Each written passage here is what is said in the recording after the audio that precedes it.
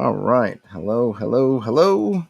Happy day, happy day. Hopefully everyone can hear me okay. Let me know in the chat if there's anything I missed with my levels. I do have the window open slightly to my side because it's kind of actually a cooler day in New York City, or at least it's not drenched with humidity. So I'm trying to get some fresh air inside. But if there's too much street noise, I shall have to shut it. Hopefully it will be okay. What I thought I would do today is take a look at Risus. I always pronounce it Risus. Ujulair in the chat says it sounds good. Great. And thanks for joining. I thought I'd take a look at Risus, the so-called anything RPG. It is a super simple, super short, super concise role-playing game system. And as well as just taking a look at it in and of itself, I did think that it holds some interesting, I don't know, concepts or mechanics that we can maybe borrow or at least are interesting in how we might be able to apply it or think about it in some way for our OSR type games. Let me just jump into it. I'm pretty much going to read most of it. I don't know if there's anything I'll skip. It's only, let me switch. Let's see. Yeah, it's only 4 pages long, so it is super short. Let's get to it. So this is Risus or Risus. I think of Risus like the monkey, but I'm not sure if that's how it's supposed to be pronounced. Welcome to Risus, the Anything RPG, a complete pen and paper role-playing game. For some, Risus is a handy quote-unquote emergency RPG for spur-of-the-moment one-shots and rapid character creation. For others, it's a reliable campaign system supporting years of play. For others still, it's a strange little pamphlet with stick figures. For me, it's all three, and with this edition, Risus celebrates not only 2 decades of existence, but 2 decades of life, bolstered by an enthusiastic global community devoted to expanding it, celebrating it, sharing it, and gaming with it. Now, nothing says 4 pages and no tables. That's right, no tables, 4 pages of text. So first we get into character creation. The character cliché is the heart of Risus. Clichés are shorthand for a kind of person, implying their skills, background, social role, and more. The quote-unquote character classes of the oldest RPGs are enduring clichés: wizard, detective, star pilot, super spy. You can choose clichés like those for your character or devise something more outre like ghost pirate cook, fairy godmother, Bruce Lee for a character who does Bruce Lee stuff, or giant monster who just wants to be loved for his macrame. Anything you could talk your GM into. With a very permissive GM, you could be all of these at once. Each cliché has a rating in dice, the ordinary 6-sided kind. When your character's prowess as a wizard, star pilot, or Bruce Lee is challenged, roll dice equal to the rating. 3 dice is professional, 1 die is a putz, 6 dice is ultimate mastery. A complete Risus character looks like this. Golfnar Vainson the Viking. Description: tall, blonde, and grinning. Likes to drink and chase Viking women, and fight and sail the high seas and raid. Wants to write great sagas about himself. Because their cliches are Viking, 4, Gambler, 3, Womanizer, 2, Poet, 1. So I just wanted to stop here and just to cover this, right? So essentially what we're saying is we're going to look at the main characteristics of our character, and that is basically going to represent it in the game. So in this case, for the Viking, the cliches, those characteristics that represent him, are obviously strongest, being a Viking. And then these other ones that they have essentially refer to parts of the characters you call backstory or their description. He likes to drink and fight and gamble, so he gets Gambler. Likes to chase Viking ladies, so they get Womanizer, and likes or has the desire to write sagas, so you get Poet. To create Grofnar, all we had to do was name him, describe him, and assign his cliches. You get 10 dice to spend on cliches, distributed however you like on as many or few cliches as you decide, but more than 10 would be odd considering. The first cliche listed for your character, Viking, in Grofnar's case, is his primary cliche, the cliche that most clearly expresses how your character sees himself. In general, new characters may not have cliches rated higher than 4 dice, so Grofnar's Viking is maxed out for a beginning PC. Your GM might choose to expand, relax, or otherwise transmogrify such parameters for his game. Ask if you're not sure. Powers, tools, and power tools. Each cliche implies a lot about a character, most crucially including his likely abilities and equipment. If you're playing a Hirsute Barbarian 3, we can assume that your character is comfortable with blades and battle. He's probably a climber, a runner, and an all-night reveler. He probably owns at least one sturdy hand weapon and hopefully, mercifully, a complete loincloth. If you're playing a Psychic Schoolgirl 3, you probably have the power to sense and be freaked out by the psychometric residue lingering at a murder scene and might own a cute, plushy backpack filled with school supplies. If you're playing a roguish Space Pirate 3, you can do all kinds of piratey, roguey space things, and you probably own a ray gun and maybe a second-hand starfreighter. When there's any doubt about your character's abilities or quote-unquote tools of the trade, discuss it with your GM. Tools of the trade come free as part of each cliche, but they're vulnerable to loss or damage, which can sometimes cripple or limit the power of the cliche. A roguish space pirate stripped of his starfreighter loses all ability to haul booty to distant suns, while a psychic schoolgirl loses none of her ability to be freaked out by murder scenes if her plushy backpack is stolen. A Hirsute Barbarian 3, forced into a pit fight without his trusty blade, can still rely on his bare hands, but he'll operate at half dice. A mere Hirsute Barbarian 2, until he is once again properly armed. The backpack-deprived schoolgirl might face similar penalties when it's time to do her homework. In the course of adventuring life, lucky explorers may discover enchanted and or cutting-edge and or otherwise special equipment. The most basic sort is called bonus dice gear. Such items let you roll an extra die or more when using them, but there are other kinds of special to be found. In the form of alternate game mechanics, with this experimental piloting software, you can reroll any ones, in-world powers, only a Stradivarius can be used to seduce a vampire prince, or even mixed benefits and restrictions. While wielding the Sword of Mercy, you always roll dice at least equal to your foe, but you must spare his life if you win. So hopefully there was a fair bit to unpack there, but hopefully we're getting the gist of what's happening. We're using those cliches to obviously inform the character powers or abilities, and also the sorts of stuff that they have at their disposal. And of course, this stuff can all be negotiated at the table. You know, your session 0 stuff. I'm a Viking. What does that give me? Etc. Etc. And of course, that stuff isn't invulnerable to in-game effects. Yada yada yada. The game system. Whenever anybody wants to do anything and nobody's actively opposing it, and the GM doesn't think success will be automatic, the player rolls dice. If the total rolled beats, equals, or exceeds the target number set by the GM, success. If not, failure. Target numbers follow the scale. 5 is a cinch, a challenge for a schmuck, routine for a pro. 10, a challenge for a professional. 15, a heroic challenge for really inventive or tricky stunts. 20, a challenge for a master, nearly superhuman difficulty. 30, you've got to be kidding, actual superhuman difficulty.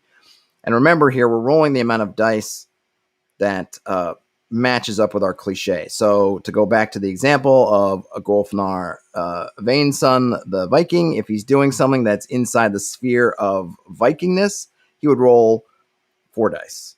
If the average roll of a d6 is 3.5, then that means, 4 times, 3.5, like 15 or whatever it is. That means that, he'd have an average chance of doing something heroic if it's inside that Viking sphere. If he's doing something regarding writing a saga, he only gets 1 die, which would mean anything more than a cinch is beyond him. The target number depends on the cliche, and anyone can try anything. Crossing a chasm by swinging on a rope or a vine would be child's play, automatic success for a swashbuckler or a lord of the jungle. Easy, target 5, for a pulp archaeologist, and challenging but definitely doable, target 10, for a gymnast, barbarian, or cat burglar. Even a wheelchair-bound eccentric occultist could try it, difficulty 15, but the wheelchair is lost unless the roll beats a 30. So the other interesting thing about this is we're not setting a static difficulty for everybody. We're supposed to take into account the individual who is attempting whatever the stunt or the challenge is. So we'd say, okay, swinging a vine, automatic for swashbucklers and Tarzan types, because that's what they do, swing on ropes and vines. Easy for the Indiana Jones types, because they often use their whip to swing on things. Harder for a gymnast, but still doable because gymnasts tend to have some experience with ropes and just general swinging and body control. And then doable for other types, but potentially difficult, right? We adjust it. So on the one hand, it's not like a D&D type system where we're saying this is DC 15 and that's flat. We're supposed to take into account kind of the context of not just the situation, but also whichever characters in that situation to determine how hard it will be. All right, there you go. Already page 1, already quarter of the way through. The combat system. In Risus, combat is any contest in which opponents jockey for position, make attacks, bring defenses to bear, and wear down their opponents to achieve victory, literally or metaphorically. Examples of combat include arguments, combats wielding logic, stubbornness, and cheap rhetorical tricks to make their point. Horse racing, people on horses running around a dirty track trying to get nowhere first. Dogfights, pilots in airplanes or spaceships trying to blow each other out of the sky. Astral or psychic duels, mystics, psionics looking bored or sleepy but trying to rip each other's ego apart in the other world. Wizards duels, sorcerers using strange magics trying to outdo one another. Dueling banjos, banjo players using strange melodies trying to outdo one another. Seduction, one or more characters trying to score with one or more other characters who is or are trying to resist. Courtroom antics, prosecution versus defense. The goal is victory, justice is incidental. Finally, actual regular combat, people trying to injure or kill each other. And of course, these are examples, but we can imagine anything in which 2 or more individuals are in conflict is combat of one sort or another. The GM decides when a combat has begun. At that point, go around the table in rounds and let each combatant make an attack in turn. What constitutes an attack depends on the nature of the fight, but it should always be role-played if dialogue is involved or described in entertaining detail, if it's physical and or dangerous and or should involve contraceptives. The GM will determine what type of cliche is appropriate for the fight. In a straightforward physical brawl, cliches like Viking, soldier, swashbuckler, and Ernest Hemingway are equally appropriate, while cliches like hairdresser and Latin lover are not. Attacks must be directed at an opponent. Both parties in the attack, attacker and defender, roll against their chosen cliche. Low roll loses. Specifically, the low roller loses one of his cliche dice for the remainder of the fight. He's been weakened, worn down, demoralized, or otherwise pushed one step towards defeat. So you're going to roll your dice. This is against their chosen cliche, but I'm guessing it means that you're going to roll the dice that your cliche has. The more dice, obviously, the better chance you have of rolling high. So in going back to our Viking character, if he is fighting, he's rolling 4 of his Viking dice. Chances are he's going to get a pretty good roll. If someone else has Soldier 2, they're only going to be rolling 2 dice. The Viking has the advantage. I also like that your cliche, those dice are also essentially your hit points. You keep losing dice as you go along. When you run out of dice, you're defeated. A couple things that aren't noted here, and I'm not sure whether you get the Mac or not, is if you had, say, Viking and Viking 4, Soldier 2, do those dice combined? When you run out of one, do you go to the pull from the other? How you can do that. Maybe they'll go into it later, but it's definitely an interesting system. And of course, it makes things very concise, right? Your Viking 4 that basically tells you not only how much dice you have to roll things, but essentially how much damage in any Viking things, in any Viking challenges you can take. Let's see. Eventually, one side will be left standing, and another will be left without dice. At this point, the winners decide the fate of the losers. In a physical fight or a magical duel, the losers might be killed or mercifully spared. In courtroom antics, the loser is sentenced by the judge or fails to prosecute. In a seduction, the loser gets either a cold shower or a warm evening, depending. While the GM will reject combat outcomes that make no sense in context, if you beat someone at tennis, you aren't normally allowed to decapitate them and drag their corpse through the city square. The spoils of victories are otherwise down to the choice of the victor. Excuse me. You needn't use the same cliche every round. Okay, so there you go. There's my question is answered. If a Viking / swashbuckler... Well, some kids are coming by playing some music. Let me shut that down. Summer camp. I don't know if that came into the chat or not, but I was getting a burst of kid pop into the room. You needn't use the same cliche every round. If a Viking / swashbuckler wants to lop heads one round and switch to swinging on chandeliers the next, that's groovy too. However, anytime A character has a cliche worn down to 0 dice in combat, he's been defeated, even if he has other cliches left to play with. So that is an important note, right? So if you grind down your Viking ability, you can't grind it down to 0, then switch to Swashbuckler and grind it down to 0. You'd have to at least stop at 1 and then switch. Dice lost in combat are regained when the combat ends at a healing rate determined by the GM. Hold on a second. Let me clear my throat here.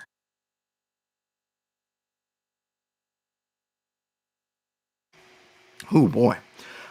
Dice lost in combat are regained when the combat ends at a healing rate determined by the GM based on the nature of the attacks involved.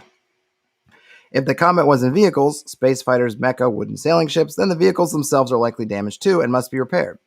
Sometimes healing takes not only time, but conditions specified by the GM. Now that you've been soundly defeated, you can't even look at your banjo until your girlfriend assuages your ego.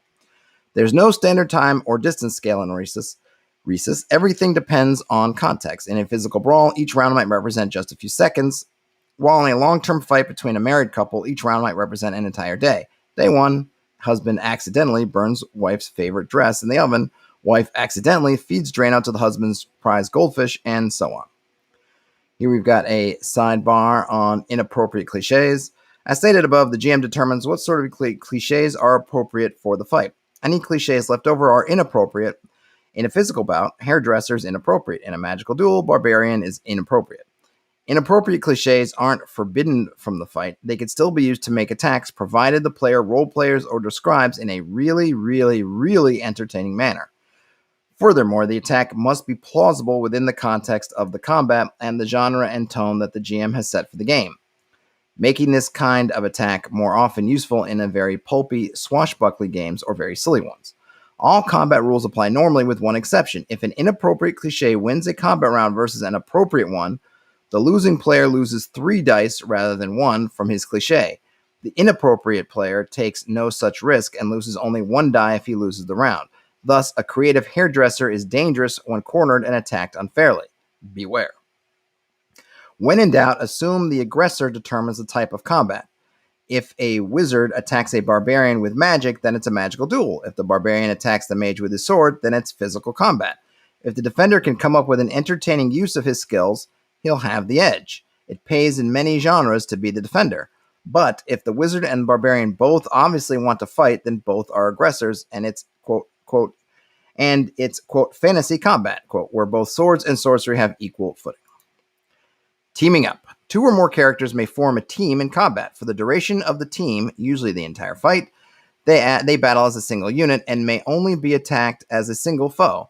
There are 2 kinds of teams.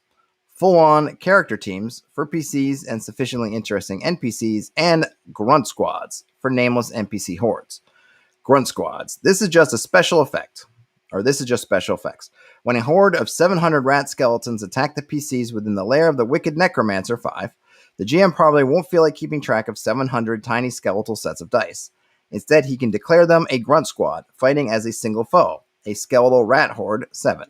Mechanically, the rat horde is the same as any single foe, except it sometimes has more dice, as many as the GM cares to assign it. Grunt squads stick together as a team until they're defeated, at which point some survivors may scatter, though at least one will always remain to suffer whatever fate the victor decides.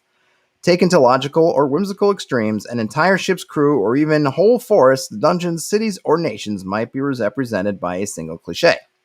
Character teams. When PCs and or NPCs worth the attention form a team, the team leader is the character with the highest ranking applicable cliche. If there's a tie, the team must designate a team leader. Everybody rolls dice, but only the team leader's dice completely count. Other team members contribute only their 6s when they roll any. Cliches joined in a team need not be identical, and, provided the GM can be convinced, they can even be a mix of appropriate and inappropriate for the fight. A group of warriors might be aided by their able minstrel, for example. However, they don't triple enemy dice loss unless the entire team is equally inappropriate, which means the players get to explain to the GM exactly how a hairdresser, a parakeet trainer, and a life coach are coordinating their talents to take Darth Varaxis to the mat. Whenever a team loses a round of combat, a single team member's cliche is reduced.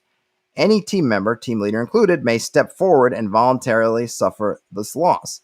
If so, the noble volunteer is reduced by twice the normal amount, either 2 dice or 6, depending, but the team leader gets to roll twice as many dice on his next attack, a temporary boost as the team avenges their heroic comrade. If no volunteer steps forward, the team leader must assign the undoubled hit to a team member, and there is no vengeance bonus. So some interesting stuff, right? If you can gang up either as PCs or as NPCs, you get there's some interesting added mechanics, and I like the fact that they basically have built in your sort of swarm or just horde of like they call them grunts, or you want to call them, villagers, minions, whatever. Let's see. Victory, and we have some bullet points. Victory and defeat. With teams, as with individuals, the victor determines the fate of the loser, but when the loser is part of a team, his fate is generally reserved until the end of the team's existence, even if he's defeated while the fight rages on. So if his team wins, his team, not their opponent, gets to decide. There are some fights where this won't be so, where the PCs are under such precarious circumstance that their fates must be resolved immediately. But in most cases, being part of a team, especially a winning team, is excellent insurance. Disbanding. A team may voluntarily disband at any time between die rolls. When disbanding, each team member instantly loses a single die from the cliche they've been contributing to the team, equal to damage suffered in the fight itself. Disbanded team members may freely form a new team, provided the die loss from disbanding doesn't defeat them.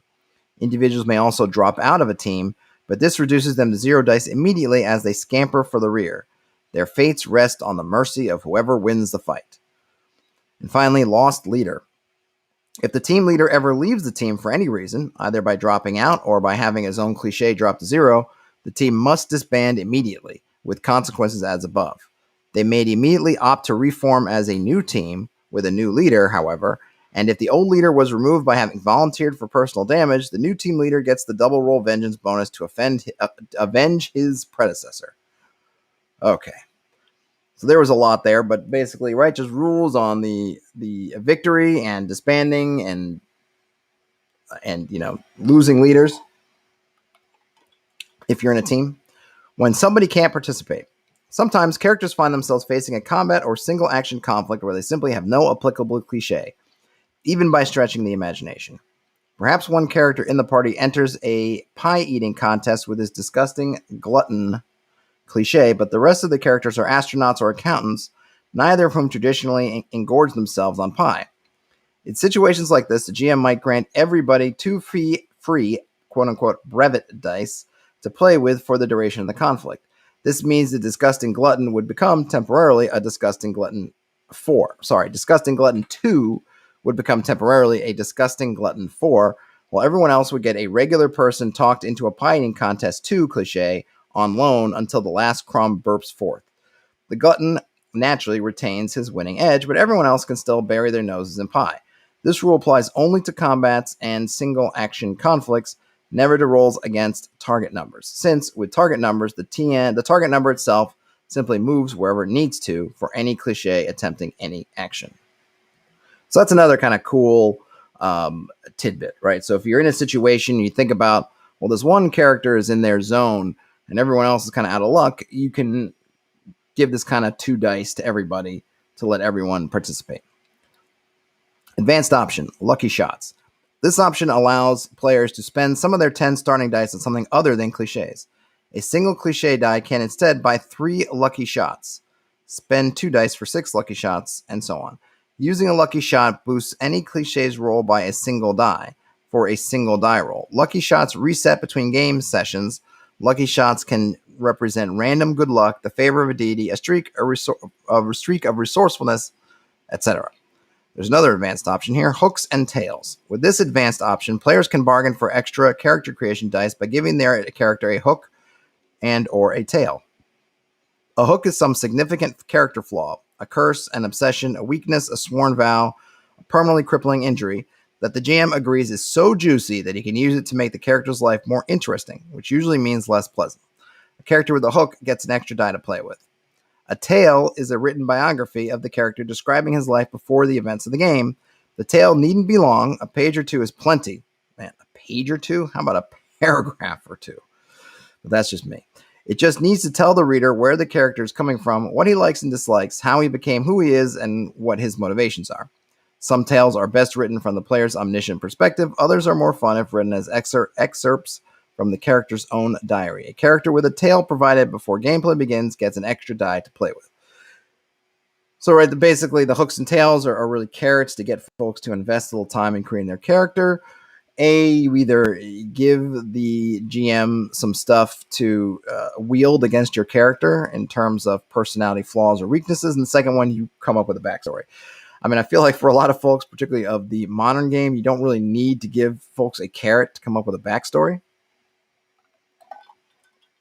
But I definitely like the idea of getting a weakness that you are explicitly, as GM, given license to go after, and then give an extra die in exchange. And why I say that you have license to explicitly go after it is, and I've done this myself, playing around with trying to create characters. You try to pick the weakness that's barely weakness, or the weakness that you don't think is going to get called on much, so you can get the extra character generation, stat, but not pay much of a penalty. But in this case, it's something that, hey, if you give this to the GM, you're basically telling the GM, yeah, you're going to use this stuff. Of course, everything's a conversation, but to me, if you feel as a GM that you're ever afraid to take on a character's weakness because you don't want to, you feel like you're harshing their ability to play or anything. This is saying no. That's really the purpose, right? You're making an exchange with the player. They get a little extra power. You get that extra piece. So I like that they spell it out that way. Hoosier Larry says in the chat, if the game is serious, you can easily write a paragraph per cliche. Absolutely. Even if you're unserious, you can. I, as a GM, do not need more than a paragraph. Maybe two if it's really complicated. I definitely do not need pages. That's way too much. Just give me the Cliff's Notes and we can flesh it out as we go. Another advanced option here is called pumps. Characters may pump their cliches, expending extra effort at the cost of certain injury, loss of dice. A pumped cliche receives a dice boost lasting a single round of combat or single significant roll otherwise. After that round or roll is resolved, the cliche returns to normal, then suffers immediate dice loss equal to the boost. Such loss is comparable to combat losses and must heal. And they give us an example. Rudolph the Ninja 3 is attacked by a monster 6.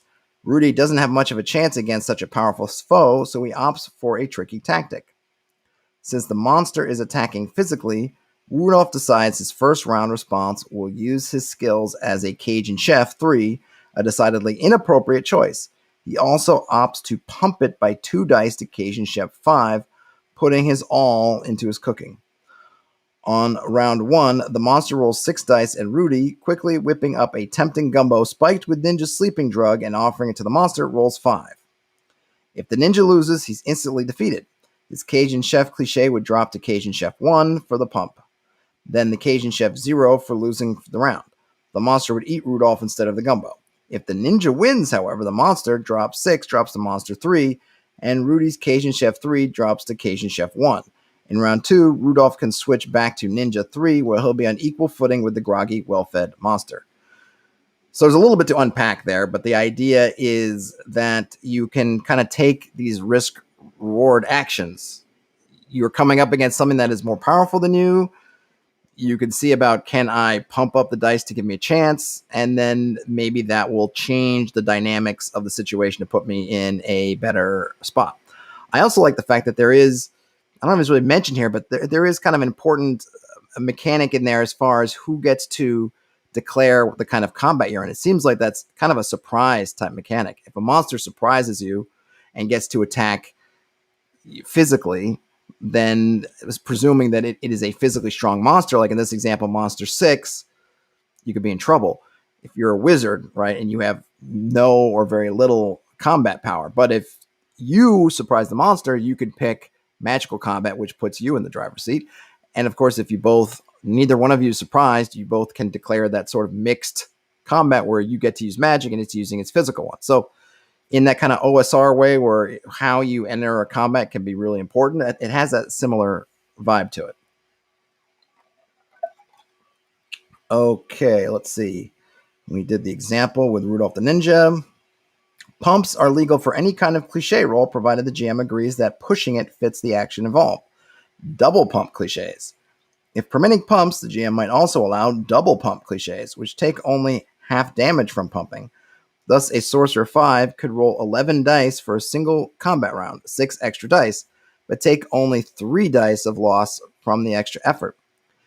Double pump cliches cost twice as many dice to buy during character creation and are especially appropriate for cliches representing supernatural abilities. In fact, some game masters might require that supernatural cliches be purchased in this way. The use of square brackets instead of parentheses indicates a double pump cliche. All right. So you could, again, it's another way you can kind of customize things. If you want to give some powers a supernatural ability, you can have it be in that double pump nature in which it costs twice as much. But you can double pump it. Advanced option, character advancement. At the end of each adventure, each player rolls against each cliche challenge during the course of play, ignoring lingering injuries for this purpose. Roll as if the cliche were whole. So if you were at Viking 4, but you had been reduced over the course of the adventure to Viking 1 at the time you finish, you still roll as Viking 4. If the dice land showing only even numbers, the cliche advances by a single die, increasing it permanently. No cliche advances past cliche 6. Couple of bullet points here. We have mid-game leaps. Anytime you do something really, really, really spectacularly entertaining that wows the whole table, the GM may allow you to roll instantly in the middle of the game for possible advancement, in addition to the rolls at the end of the adventure. Another bullet point, adding new cliches. There may come a time when a character has grown and matured enough to justify adding an entirely new cliche to his character sheet. If the player and GM agree this is the case, and agree on what the new cliche is, the player rolls for advancement as usual, but new dice earned for that adventure may be put toward the new cliche instead of the ones that earn them. This can also be applied to in-game improvements if the situation warrants it. And then there's a long haul variant. Instead of rolling against every challenge cliche, roll against a single cliche of your choice, which is probably more appropriate if you are if you're playing in a long campaign. So here they're saying, hey, you're going to roll the dice. You roll even, you get to increase your dice. Of course, the more dice you have, actually, the less chance you advance. So it's a nice feature. If you're only rolling one die because your cliche is 1, you got a 50-50 chance you're going to get up to 2. As soon as you get to 2, rolling it again, you're down to a 25% chance and so on. I think it's 25% chance, right? 50 times 50. So that if you're already at cliche 4, that Viking, it's going to be really lucky. It's going to take probably a long time for you to be able to get all even dice, or you might get lucky. So, and that way you kind of counter the advancement, of course. We could use different advancement methods if we wanted to. And then finally, credit where it's due. Risus grew from inspirations provided by the sadly out-of-print classic Ghostbusters, first edition from West End Games, sparked against an idea from Mayfair's DC Heroes. Other noteworthy influences have included GURPS, Twerps, Fudge, Tunnels and Trolls, Over the Edge, and Dragon Quest. The list of people on whom Risus depends is too long to even contemplate in a space so tiny, but I'd be remiss if I didn't mention a few of them. Guy Hoyle, Spike Y. Jones, Dan Moose Jasmine, Frank J. Perricone, Jason Puckett, David Pulver, Sean, Dr. Crom Punch, Liz Rich, Dan Suptic, Brent Woke, Renee Vernon, and the thousands of cool gamers, old and new, who've populated and enlivened the Risus community. And then finally, Risus the Anything RPG is S. John Ross's trademark for his Anything RPG. This is Risus version 2.01, copyright 1993 to 2013 by S. John Ross, all rights reserved, permission granted to make unlimited copies for private non-commercial use. And remember, there's no wrong way to play. All right, so that was Risus. If anyone's used Risus before, let me know. I've never actually used it as a game, but I've always been fascinated by the rules. There was a Discord. I'm not really active on there anymore. I don't know why. I'm kind of a Discord nomad. I kind of go places, I'll get active, and then, I don't know, something shiny will distract me and I'll end up somewhere else. But they were always pushing Risus as just a really handy system to have because, as we can see, it's only 4 pages. Now, granted, the type is small, and maybe if you were doing it for readability, I mean, even with my glasses on, it's a little bit small. You could probably increase that number of pages a little bit, but still, it is a very tight little game. It is completely genre agnostic. It doesn't care if you're playing fantasy or modern or horror or superhero or anything. Everything all. It is extremely simple, but I do think there is some depth in there in terms of the way you have dice, you lose dice, you or you risk dice, the way if you use some of the optional rules, the way you can kind of temporarily boost your dice, but then that you lose and how that plays into your risks. I like the explicit rules for teaming up because that often happens a lot of times, right? Oh, I'm doing something. Can I help or can I do it? It definitely allows you to, if you're in combat, to team up to protect some of the members of your party who may not be able to be as useful in whatever particular fight you're going on. I like the fact that the combat mechanics are explicitly not just for combat, but can be for anything basically that is in conflict, and they all work the same way, so you don't have to learn a whole new system. If you are in a situation like they point out, hey, you're making arguments in front of a judge in a courtroom, it's the same mechanics as if you were street fighting with knives. I think that's really great. So there's a lot I like to it in a very small, neat package. It's been around a long time. There's a lot of stuff to do. Now, nothing says they did a lot with a few mechanics. Indeed, it is mechanically very efficient and smart.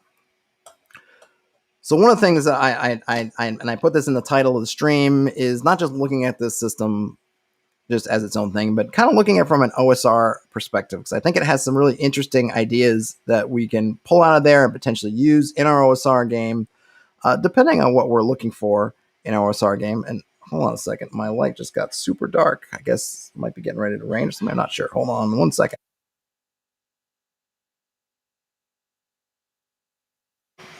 All right, add a little bit more light. But from an OSR perspective, there are some things I like. One of the things is I really like the cliches, and I like them for a couple of reasons.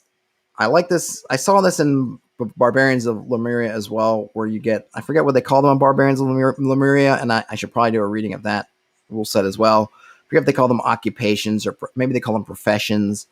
But this idea that you have some sort of tag, title, whatever you want to call it, that it can be used in multiple different ways. And that you could say, I'm a policeman. And it's not just in terms of, okay, so for combat that does something. But it can also be, oh, I'm a policeman, so I understand aspects of the law. I'm a policeman, so I understand talking to other cops. Maybe I know the street language of police or whatever, the secret code, the handshakes and whatever. Or I understand something about criminal, the underground, the criminal underworld, because I'm a cop. But it's all from that same thing. I don't have to write out a whole bunch of paragraphs about all this stuff about cops. I don't have to give myself a whole bunch of skills like you might see in a 5th edition or 3rd edition, whatever D&D character sheet where you've got 50 odd skills. It just says policeman. Then all we have to do as a player and GM working together is we just have to negotiate, determine what is encompassed in policeman. And usually with most things, we have a fairly, right, we say policeman, hey, this guy's a cop.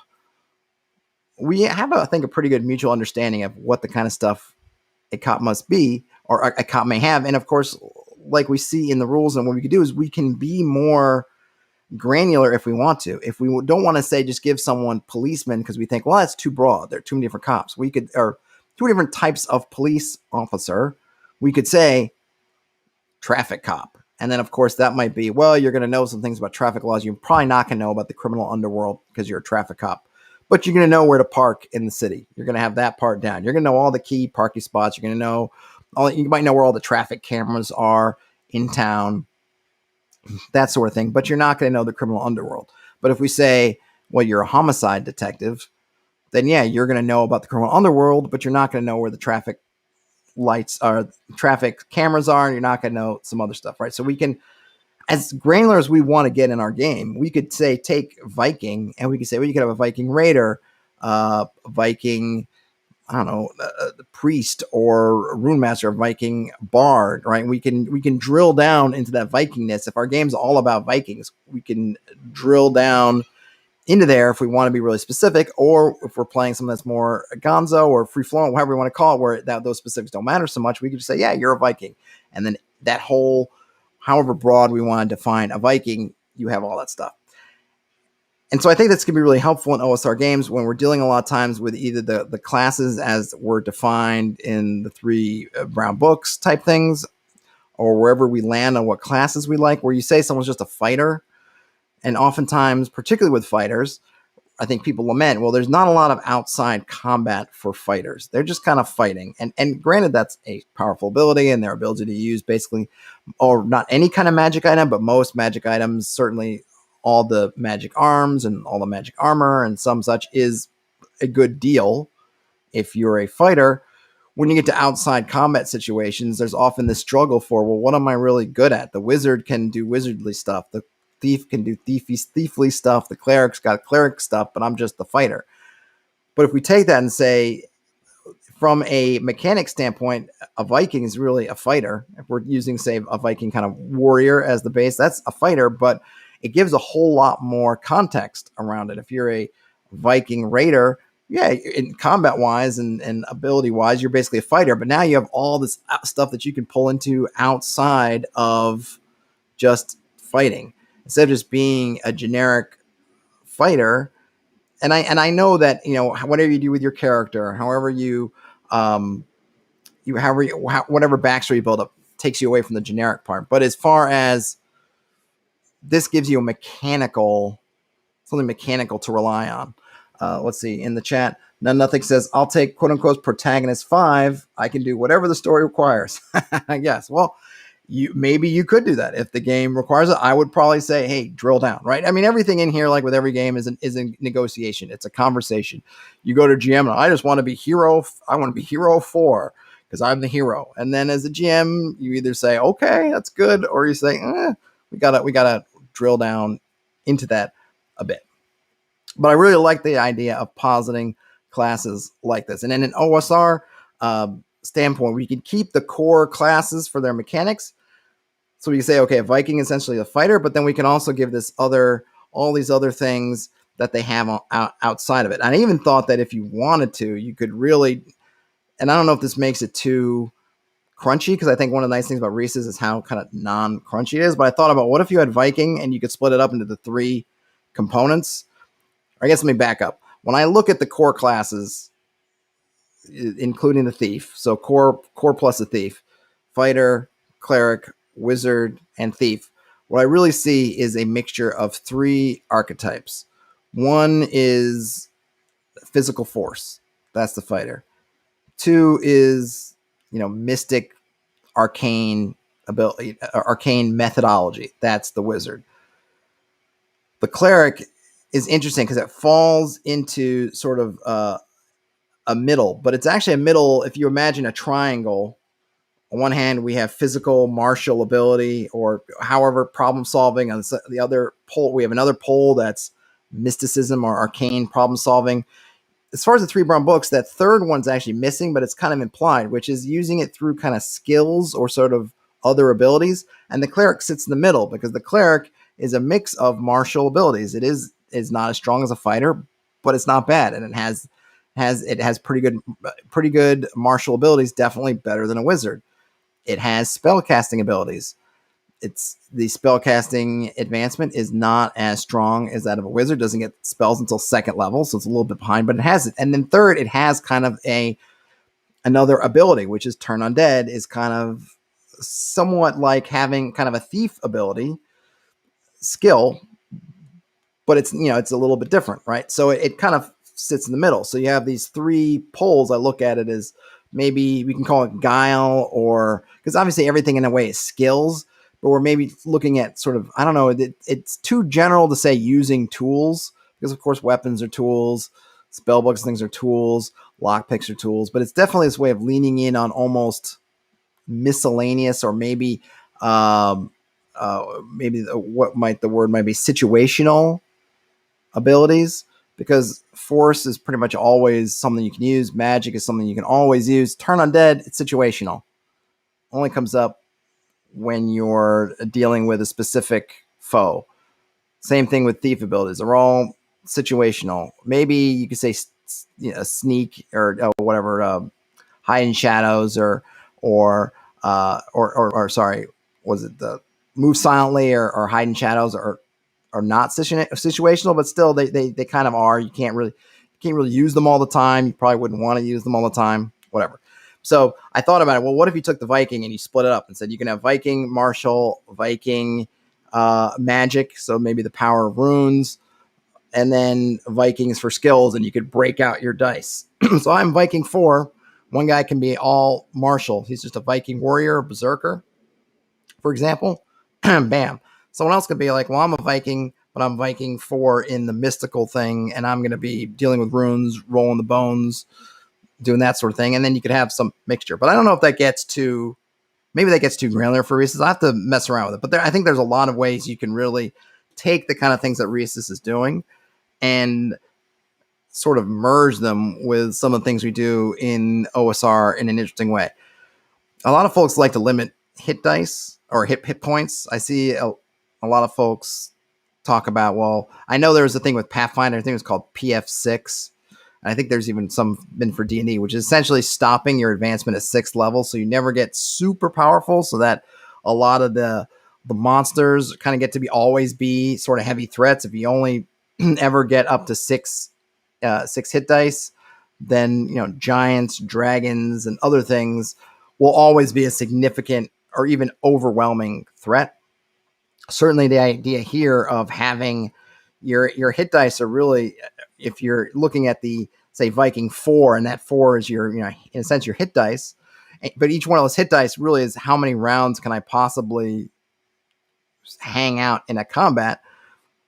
That's a pretty good way to look at it, because we usually think of, well, basically how many hit dice you have is, in a sense, how many losing rounds you can take or mixed rounds you can take or taking damage in a combat. Since basically your hit points are going to be more or less the same as a weapon damage for a round. But in this case, rounds you win, you're not going to take any damage. So if you're winning, you're going to be good. And of course, if you're losing, you're not doing any damage. So that looking at it like, well, if you're a Viking 4, you're kind of looking at, I can only last about 4 rounds. It's nice. It's neat. Takes away a lot of the number crunching of having to deal with hit points. And of course, we're still open to do kind of whatever healing we want. So I really like that stuff with the classes. I like that. I like the idea of the class, or I like the idea of the cliches with the dice. And the other thing that I almost forgot to mention is that we can really embed it within the fiction of our world. If we've been doing a lot of world building and we have these different peoples and cultures, instead of just saying, well, you're a fighter, you're an elven fighter, or just an elf, or you're a dwarf, we can really get specific within our game worlds. And it's a great way to get that lore into the players, because what culture they're from, the people that they belong to is going to set that cliche, set that class in a sense. And then we can really then get to inform the characters of what it means to be part of that culture, what it means to be part of that in a way that's not just part of their backstory, just part of something they're going to reference every once in a while, but is actually mechanical.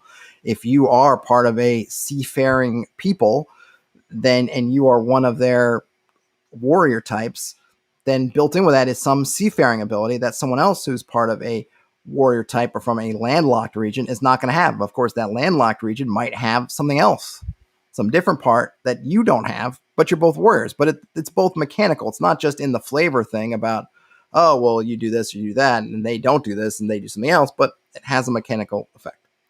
So I like that. The target number system here is interesting. Again, I think it really sort of balances that line between being a skill-focused game, but still giving folks advantages for being good at stuff. Kind of what that means. I like the idea that the target numbers change. I think it's something that I definitely have read online. People will do is they'll set a target number and then change it up and down. I haven't really loved that in those systems. I think it's something like in 5th edition or another game like that has difficulty challenge ratings. I don't feel like it's playing fair with the system to vary it. But in this one, it does because it's the challenge for that person as opposed to a generic overall challenge. And of course, if you're in an OSR type of game, in which case there's not really a hard, fast system, there's definitely a way you could take that and integrate it. And I was curious if with the dice, it probably with the way Risus works to use it's using D6 dice pools essentially. I don't know how easy it would be if we wanted to flip it to using a D20, or how difficult that would be. Because one thing I've said this before, I feel like with OSR, it sometimes get lost, is that with the OSR ones, like the original rules, and depending on the retroclone you're using, I think it's understated how confusing it can be to new players to have to learn a whole bunch of different mechanics, even though it seems second nature to us. Oh, we're going to roll D6 for that. Oh, we're going to roll D20 for that. Oh, we're going to roll percent off for that, percentage or percentile dice for that. Yeah, that seems super obvious and easy, and we love the flexibility, and we love just the idiosyncrasies of it. But to a new player, it's confusing. So something like this, that uses just one. You just got to learn one dice thing. Hey, you're gonna roll. You can roll however many dice for your whichever cliche you're using, and that'll do various things. But that's the only mechanic you need to learn. Is an advantage. I'm trying to think if there's anything else that really stands out to me. Like I said, the combat system is great. I love the idea of if you have something that's inappropriate, a cliche that doesn't work, but you can figure out a way to make it work, it actually works better, which is cool because the idea is you're kind of catching something totally by surprise, which actually fits in all kinds of literature. I think particularly when you get into over the top stuff like cartoons, for example, they will often have something inappropriate. What Elmer Fudd is chasing Bugs Bunny, right? And you think, well, the appropriate cliche is something to do with running or hiding or something else, dodging potentially, but then he'll turn around and present Elmer Fudd with a giant cake. And that to me is that losing that, or using that inappropriate cliche. When it works, Elmer Fudd is befuddled and, Bugs gets to do something to him, or it doesn't work. And, and Fudd just uses his shotgun and just blows a giant hole in the cake and the chase continues.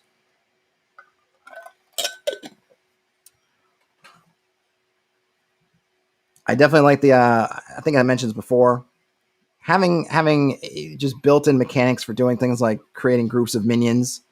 I think that's often one of the things that I homebrew in a system if it doesn't exist. Is some way of being able to have a bunch of minions and how that works together. Because I like the idea of a ton of villagers ganging up, a bunch of goblin archers, swarms of rats. So it's something that I always try to figure out. Well, how am I going to run those? So I like the fact that they just have it. They have it built in a very easy way that doesn't create a new. Again, not a new mechanic. It's the same mechanic. You're just going to give whatever number you think is appropriate for the amount of dice they should have, and then that's it. And then I like the idea of the character teams where you can really play around with banding together, how that works, relationships between the team leader and the other members of the team and different things. Just some cool ways, again, mechanically built in, but very easy to manage to really get players to think about their characters as part of a unit. In this case, right there, you're asking them to sort of be together as a team in the fiction, when you can actually have a mechanic that mechanically joins that to being a team in a team. And the stuff with hooks and tails. I think the pumps and double pumps are interesting. I like the idea that you can, if you give up something, which something is, look, they didn't invent this. I remember Marvel Superheroes when I used to make for the TSR Marvel Superheroes game. I used to play around with giving weaknesses so I could get extra powers or extra powers all the time. But it's a nice thing to have, and it's done in a way, again, that's just very mechanically simple to add in. And I really like that they specify explicitly that these are supposed to be used against you, because something that is always, I find, aggravating is if a player is going to come up with their character having some kind of weakness, but then they also get mad if that weakness comes up, like you're punishing them. And the idea is no, the whole point of having that weakness is that it becomes part of the game to deal with that weakness. And here they're putting it out front. Look, if you want that extra little piece, you're going to have that weakness. And by the way, that weakness is going to get used because that's the point. That's the bargain that you are making. And then that's it. So I'm getting pretty good. I don't want to toot my own horn, but look at that. 55 minutes and change since I first hit the go button. So we're right at about an hour. Folks in the chat, what do you think? Any comments? What do you guys think of Risus? If you hadn't seen it before and you've seen it now. Oh, I put in the show description a link to Risus. It is free. That's the other thing. Risus, free. 4 pages, 0 money down, 0 money after 90 days. It's completely free. There's probably no, I think I put a link to it in drive-through. I can't think there's any reason not to give it a download. Just throw it in your toolbox. Like they say, you could use it if you just need something in a hurry. I'll probably write some more stuff about, just fleshing out some, I think, the ideas I have about using this in an OSR context, or just stealing some of the ideas out of here and putting them into more of an OSR context. But it's really a great set of rules. I know there's if you go on a drive-through and you look up Risus, there's a ton of resources for Risus. There's something called the Risus Companion that is money. I think it's $10, but it's got a ton of stuff in here. I have a copy of it, but I don't know the provenance. I got it a while back. I forget even how I got it. It's not in my library and drive-through, so I don't know where it came from, and I don't have the same cover that it has on drive-through. So I don't know if it used to be free and now it's money, or if mine is some kind of gray market copy. So I didn't want to show it off since I'm not sure where I got it from. I probably will go ahead and maybe if folks are interested, I'll get an official copy and we can go through some stuff. But there's a ton of things tons of ways to use this for every different system. My interest in sharing it with you guys today was to look at it in terms of OSR stuff. So hopefully, I mean, every time I read it, I feel like I get some I get some ideas for what I could do with it in terms of my OSR game, but obviously I can only speak for myself. Hoosier Larry says, it sounds like a good system to introduce people to an RPG, but I like more meat on my game. Yeah, exactly. But I really feel like what I like about this are the things that you could pull out of here to add onto your OSR engine of choice that has that extra meat, right? Because again, when I think of a fighter, it's great, but it's super generic. When I think of, I could combine the idea of the fighter with martial cliches like Viking, I can have all the meat that's in that fighter class with some of the extra goodies that having that extra specificity in the Viking like cliche gives me. So I feel like for me, I can take the stuff out of here and put it in the meaty broth to make it into a stronger stew, so to speak. Let's see. I don't think I missed anything in the chat, but I'm just no, I did not. But yeah, so that is Risus. If you guys don't have any other questions, I'll wrap it up. But I'm unfortunately, one thing I wish, because I'm using Restream, it doesn't have that any kind of icon to let me know if anyone is putting anything in the chat. So I can't see if anybody actually is typing away anything until it actually pops up. I don't know if I was looking on YouTube Direct or Facebook or somewhere it would give me that. But in the interim, thanks as always for watching and hanging out in the chat. As usual, if you like these, please throw me the likes and the subscribes if you're not subscribed. I have coffee links and Patreon if you'd like to contribute that way. Oh, I got some other news. I'll probably make a separate post or something on this, but I figure I'll throw it in here. I had a little while ago, I had, I don't know, I got a wild hair, and on a whim, I put in an application to get a press badge for Gen Con in September, and I actually got it. They sent me back and said, hey, my press application was approved. So when Gen Con rolls around, if I can get there, there's a press badge waiting for me. Now, of course, I have to get there and stay there, and I'm not exactly sure how to do that at the moment. I'm thinking of trying to maybe using coffee or something to try to see if folks want to help sponsor to get me to Gen Con, because I'm not sure I can get there on my own steam this year. I'm still trying to figure out what the logistics would be. It's in Indianapolis. I'm in Brooklyn. I could conceivably drive there over maybe a day or so. It would be kind of long. I'm not a real long distance driver, but that'd be one way to do it. Been looking at Airbnb and different accommodations pricing, and it's probably going to be somewhere north of $100 a day. I think I would go for 2 or 3 days, so $300 or $400, and then whatever meals are. So I'm not quite sure how to do it, but I'm trying to figure out how I can make it happen. If I can get there, I would love to try to, obviously score some, do some streams or videos from somewhere in the area. Maybe try to score some interviews with folks. And I've never done any in-person networking at any kind of gaming convention before, so it would be my first. So it'd be really cool. But I don't know if I'm going to make it there. But if I can, I got the badge, so I'm going to see what I can do. It doesn't look like there are any other comments, so I'm going to go ahead and close it up for the day as usual. Have a great morning, evening, noon, or night whenever you are watching or listening to this. Game on, and I'll talk to you later.